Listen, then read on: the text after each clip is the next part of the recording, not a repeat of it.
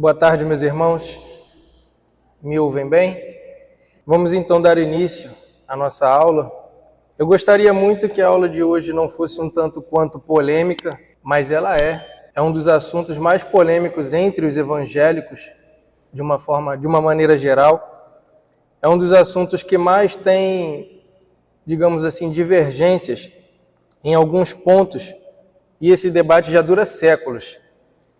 Hoje nós vamos falar acerca do batismo, que é um dos sacramentos que nós iniciamos o assunto na semana passada.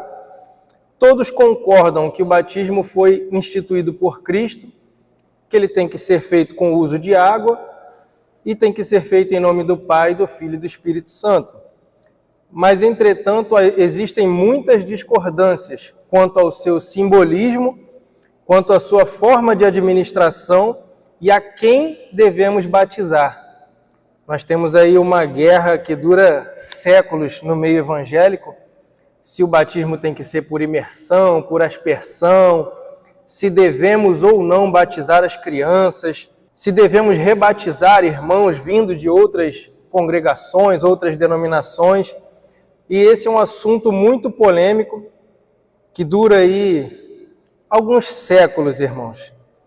A nossa intenção não é eliminar todas as dúvidas possíveis, mas tentar abordar de uma maneira geral. Então, antes de entrarmos já nas perguntas propriamente ditas, eu queria ler com vocês o resumo da Confissão de Fé de Westminster. Vou ler para vocês, que está no capítulo 28 da Confissão de Fé de Westminster, que resume a respeito do batismo.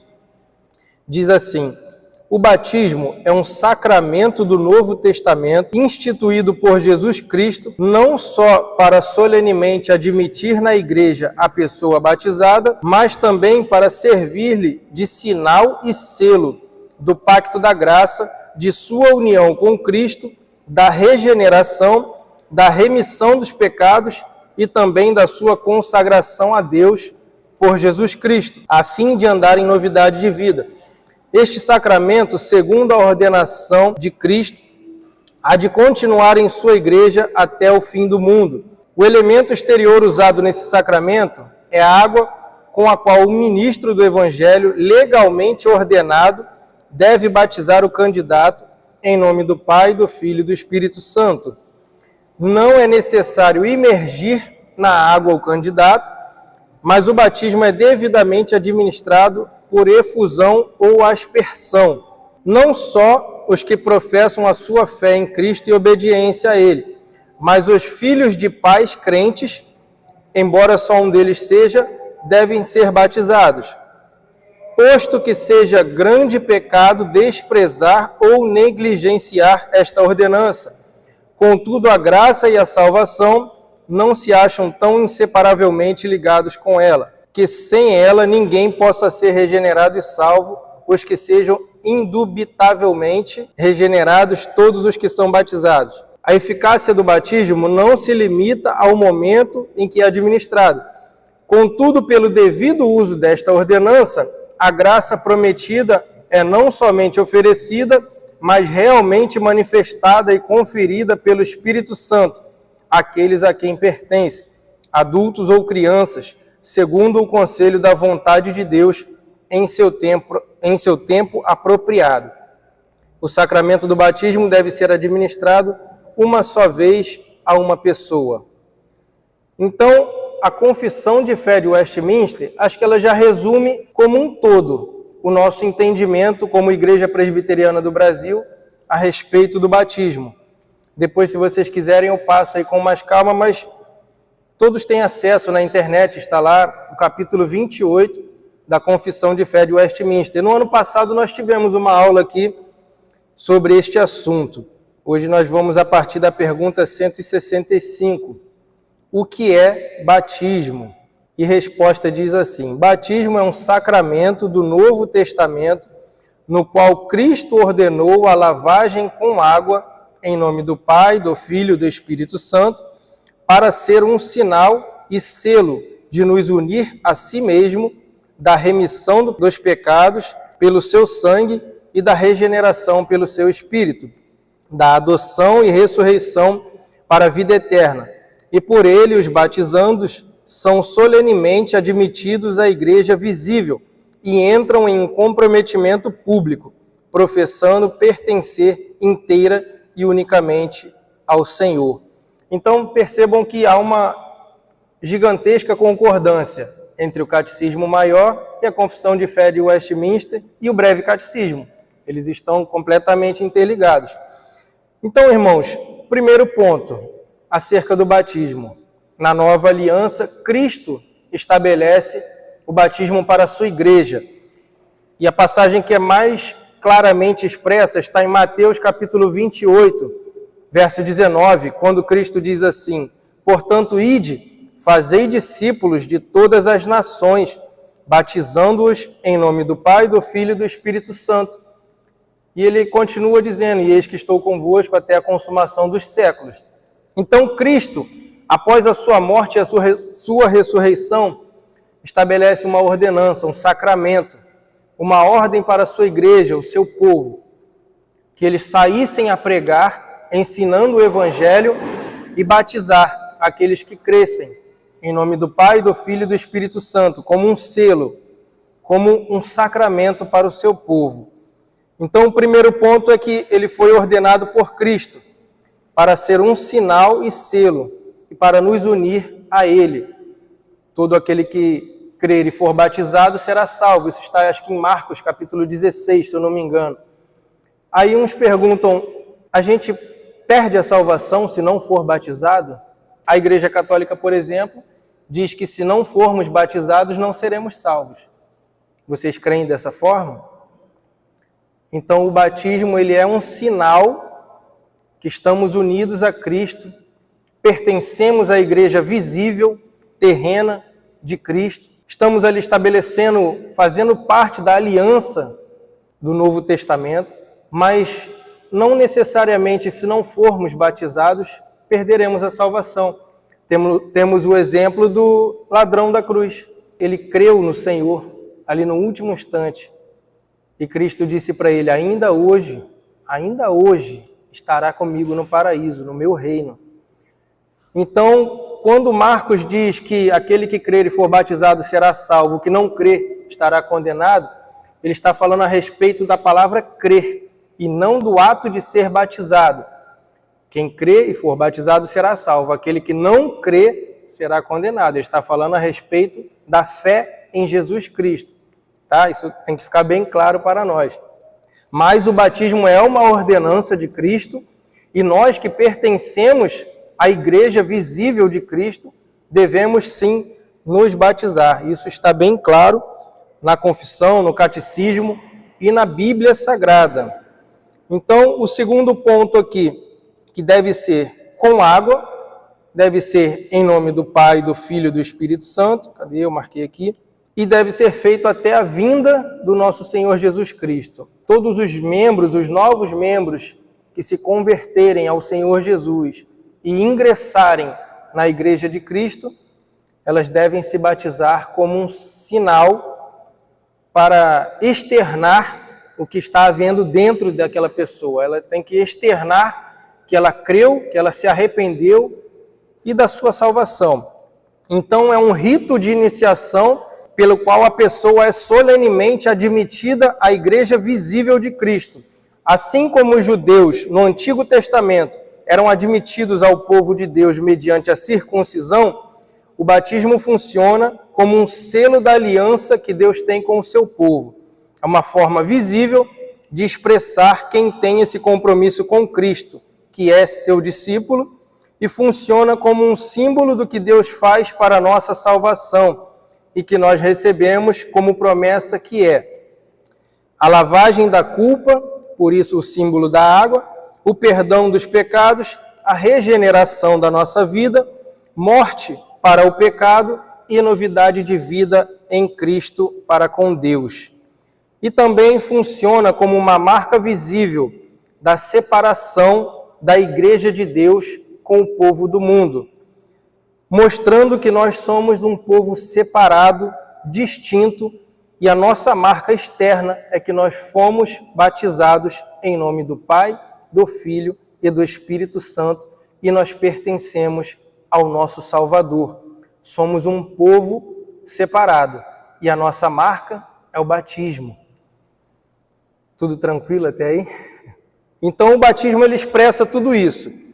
Como eu disse, toda pessoa que deseja fazer parte de uma igreja cristã, ela deve se batizar por esses motivos que nós já falamos.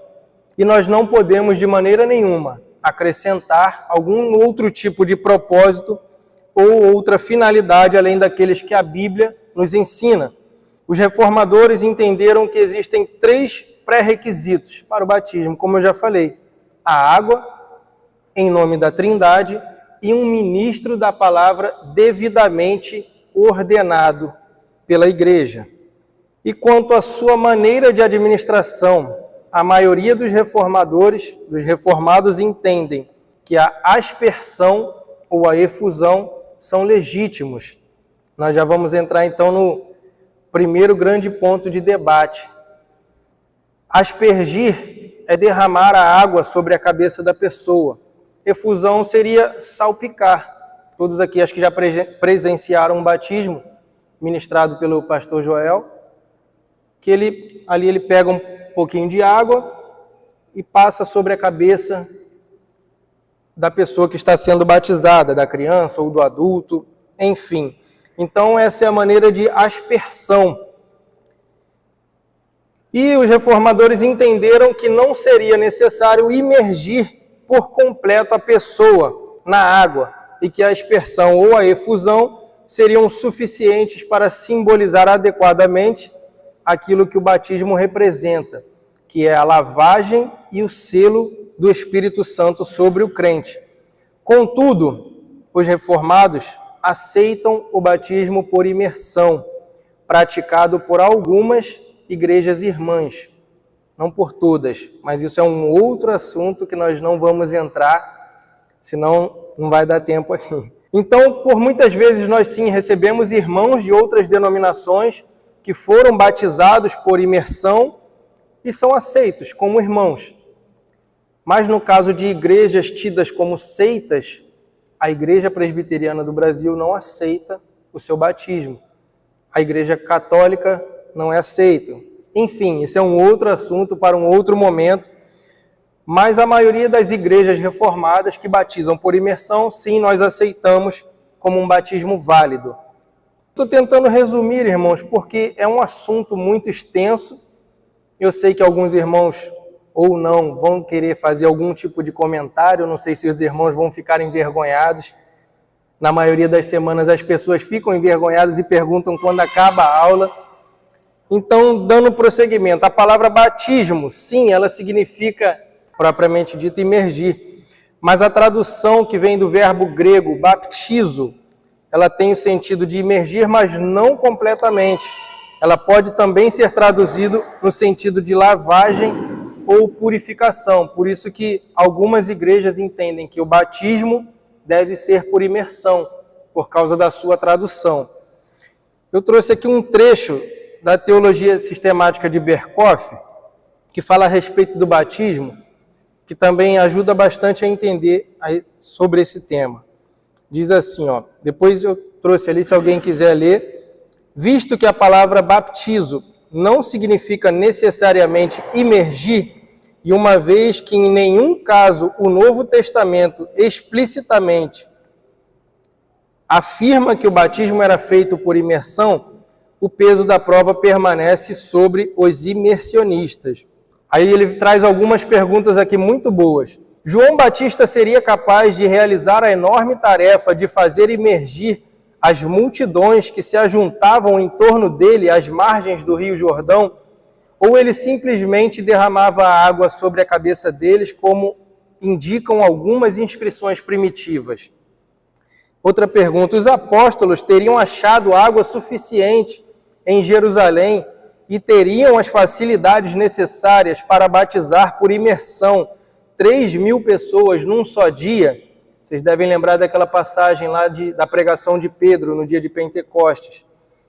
Aí ele continua: onde estão as evidências que provam que eles seguiram algum outro método e não o modo do batismo do Antigo Testamento? Acaso Atos 9,18 mostra de algum modo que Paulo saiu do lugar em que Ananias o encontrara para deixar-se imergir em algum outro lugar, lago ou rio? Essa é aquela passagem que Ananias vai até Paulo, impõe as suas mãos, caem as escamas de seus olhos, ele ora por Paulo e batiza Paulo. Então essa passagem dá a entender que Paulo também foi batizado por aspersão. O relato do batismo de Cornélio não se dá a impressão de que a água teve que ser trazida e que as pessoas presentes foram batizadas dentro da casa. Então, quando a gente lê em Atos 10, a gente tem o mesmo entendimento, que eles estavam reunidos dentro da casa de Cornélio, e ali eles ouviram a pregação de Pedro, creram, foram batizados com o Espírito Santo e foram batizados com água, trouxeram a água até eles. Então ele segue dando alguns outros exemplos e ele finaliza com a seguinte aplicação: é inteiramente possível que na era apostólica alguns tenham sido batizados sim por imersão, mas o fato de que, em parte alguma, o Novo Testamento insiste nisso, prova que a imersão não era essencial. A imersão é um bom modo de batismo, mas também o batismo por aspersão, desde que todos eles simbolizem a purificação. Então, atendendo aos requisitos, tendo a água, sendo em nome do Pai, do Filho e do Espírito Santo, e sendo ali ministrado por um ministro da palavra devidamente ordenado, sim, o batismo por aspersão é totalmente aceito e as bases bíblicas estão aí. E ele termina dando um exemplo da passagem que está em Ezequiel 36, verso 25 em diante. Diz assim a profecia: então aspergirei água pura sobre vós, e ficareis purificados de todas as vossas imundícias, e de todos os vossos ídolos vos purificarei, e dar-vos-ei um coração novo, e porei dentro de vós um espírito novo, e tirarei da vossa carne o coração de pedra, e vos darei um coração de carne, e porei dentro de vós o meu espírito, e farei que andeis nos meus estatutos, e guardeis os meus juízos, e os observeis. Então a profecia de Ezequiel aponta para um batismo por aspersão, que ali a água pura seria aspergida sobre o povo de Deus, e eles seriam purificados dos seus pecados, das suas imundícias, dos seus ídolos, e receberiam um coração novo e um espírito novo. E ali eles passariam a andar em novidade de vida. Então, os reformados entendem que a profecia se cumpre em Cristo no Novo Testamento, quando Cristo estabelece o batismo lá em Mateus 28, como nós já falamos aqui. E essa passagem nos dá a base para batizarmos por aspersão. Então, ficou tranquilo o conceito de batismo? Eu vou ler aqui de novo a resposta da pergunta 165. Então, o batismo ele é um sacramento ordenado por Cristo no Novo Testamento,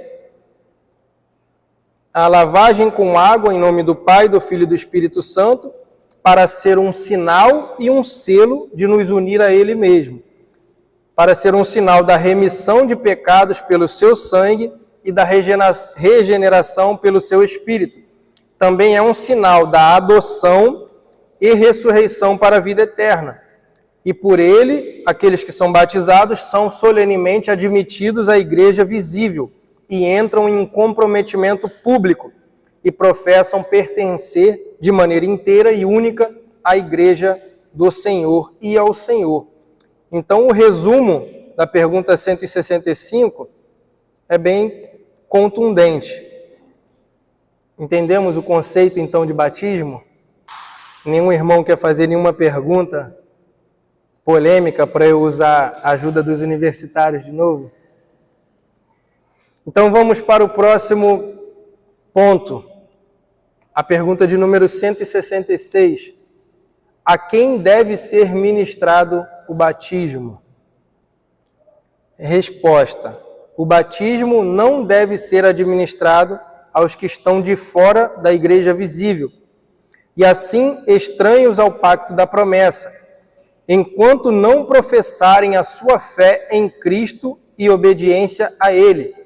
Porém, as crianças, cujos pais ou um só deles professarem fé em Cristo e obediência a Ele, estão, quanto isto, dentro do pacto e devem ser batizados. Então, um outro ponto que difere bastante algumas igrejas é o batismo infantil. Algumas igrejas não aceitam de maneira nenhuma. Alguns irmãos nossos, eles até brincam, vocês são católicos? Mas essa não é uma ordenança católica. Esse é um entendimento reformado que vem bem antes do catolicismo, e nós temos algumas passagens que nos dão base para isso.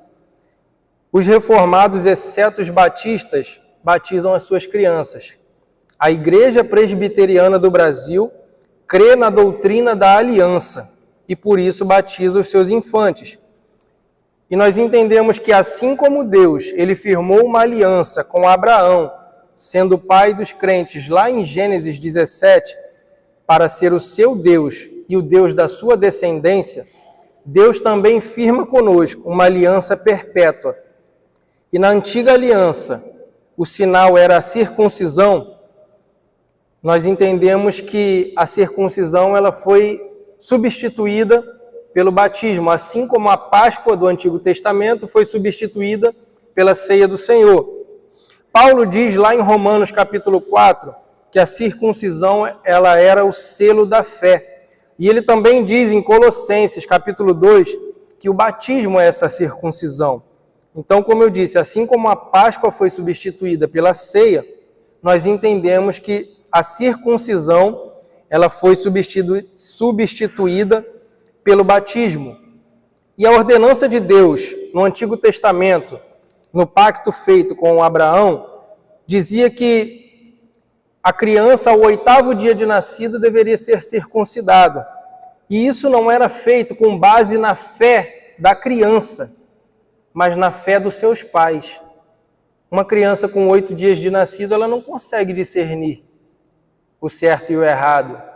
Uma criança com 8 dias de nascido não sabe se tem fé, não sabe nem quem ela é ainda. Então, isso ocorria baseado na fé de seus pais. Então, para que aquela criança passasse a pertencer à aliança de Deus feita com o homem, ela era circuncidada ao 8º dia. Então, nós entendemos que na nova aliança, as crianças, da mesma maneira, devem ser batizadas, não com base na sua própria fé, mas com base na fé dos seus pais. Nós trazemos os nossos filhos com a nossa fé em Deus para o introduzirmos ao pacto de Deus conosco, para que aquela criança faça parte do corpo de Cristo. Nós vamos entender depois mais algumas características disso. Mas nós não cremos na regeneração batismal, ou seja, que aquela criança vai ser batizada e ela vai ser regenerada ou vai ser redimida dos seus pecados, porque ela ainda não tem esse entendimento. Mas os pais daquela criança, sim. Então, ela é oferecida ao Senhor, como as crianças do Antigo Testamento eram oferecidas mediante a circuncisão. Então, pelo mesmo motivo, nós sim batizamos os nossos filhos. E a respeito da ceia, as crianças que são batizadas, elas devem ceiar, fazer parte da mesa? O que vocês acham? Por quê? Alguém sabe explicar o porquê? Não vale o presbítero responder, não. Se a criança ela pode ser batizada com fé no pai, com a fé dos seus pais, por que ela não pode participar da ceia? Alguém sabe qual é a premissa que nós usamos para isso? Porque a ceia do Senhor ela tem um pré-requisito que Paulo estabelece. Examine-se, pois, o homem a si mesmo. Depois coma deste pão e beba deste cálice. Então nós partimos do mesmo entendimento. Uma criança ela não tem a fé para se batizar, mas ela é introduzida ao povo da aliança mediante a fé dos seus pais. Mas o ato da ceia do Senhor, cada indivíduo deve examinar-se a si mesmo. A criança ela ainda não tem a capacidade de se examinar. Por isso, nós, como Igreja Presbiteriana do Brasil, batizamos as crianças. Mas, inclusive, hoje, vai ter a profissão de fé pública dos adolescentes. O que isso quer dizer? Quando eles atingem uma maturidade e eles são devidamente instruídos pelos presbíteros ou por aqueles irmãos que estão à frente do ensino infantil, então aquelas crianças, aqueles adolescentes, eles vêm à frente e confessam publicamente a sua fé no Senhor Jesus. Então ali nós entendemos que aquela criança, aquele adolescente, na verdade, está apto a participar da ceia do Senhor, a participar das eleições e etc. Por aí vai. Mas quando aquela criança, aquele adolescente, atinge um certo nível de maturidade e passa a responder por seus atos, se assim podemos dizer. Então, ficou claro aí algumas coisas a respeito do batismo infantil. Algumas passagens para acrescentarmos aqui o entendimento. 1 Coríntios capítulo 10 diz assim: Ora, irmãos, não quero que ignoreis que nossos pais estiveram todos debaixo da nuvem, e todos passaram pelo mar, e foram batizados em Moisés na nuvem e no mar. Então, Paulo aqui está se referindo à travessia do Mar Vermelho como um batismo do povo de Israel, que era uma separação do povo de Deus e o resto do mundo. Era ali um selo de que Deus estava separando o seu povo. Então, o ato do batismo como nosso selo de povo de Deus, de que estamos na aliança, a nova aliança, Paulo se refere à travessia do Mar Vermelho como sendo um batismo de Israel, feito por Deus. E ele também deixa claro que todos os que atravessaram foram batizados, incluindo as crianças. 1 Coríntios capítulo 7, 14, a respeito do que eu falei dos pais e os seus filhos. Porque o marido descrente é santificado pela mulher, e a mulher descrente é santificada pelo marido. De outra sorte, os vossos filhos seriam imundos, mas agora são santos. Então, essa é a base que o catecismo usa para falar a respeito de que se um só dos pais daquela criança for crente em Cristo Jesus, a criança deve sim ser batizada. Porque, como diz Paulo aqui aos Coríntios, se a mulher for cristã e o marido não for, ele é santificado pela fé da esposa e vice-versa. E assim os seus filhos pertencem também à aliança. Gênesis capítulo 17, verso 9 em diante diz assim: Disse mais Deus a Abraão: Tu, porém, guardarás a minha aliança, tu e a tua descendência depois de ti nas suas gerações. Esta é a minha aliança, que guardareis entre mim e vós, e a tua descendência depois de ti, que todo homem entre vós será circuncidado, e circuncidareis a carne do vosso prepúcio. Isto será por sinal da aliança entre mim e vós. O filho de 8 dias, pois, será circuncidado. Todo homem nas vossas gerações, o nascido na casa e o comprado por dinheiro a qualquer estrangeiro, que não for da tua descendência. Então, quando Deus estabelece a sua aliança com Abraão, ele diz que as crianças deveriam ser circuncidadas como um símbolo da aliança entre Deus e Abraão e seus filhos e as suas gerações que viriam a seguir. E Paulo completa isso lá em Romanos capítulo 4, dizendo assim: E recebeu o sinal da circuncisão, selo da justiça da fé, quando estava na incircuncisão, para que fosse pai de todos os que creem, estando eles também na incircuncisão, a fim de que também a justiça lhes fosse imputadas.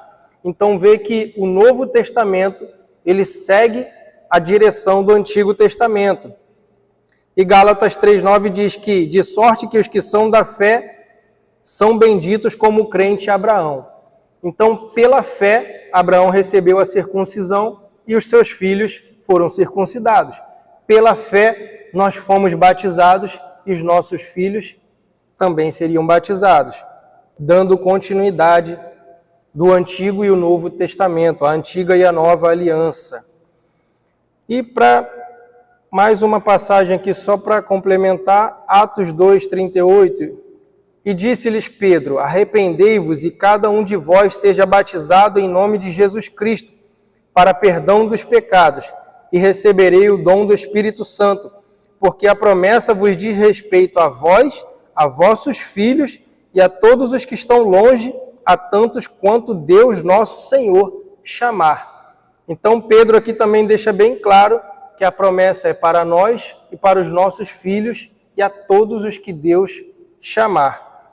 A pergunta 167, a resposta é um pouco extensa, mas nós vamos ler. Como devemos tirar proveito do nosso batismo?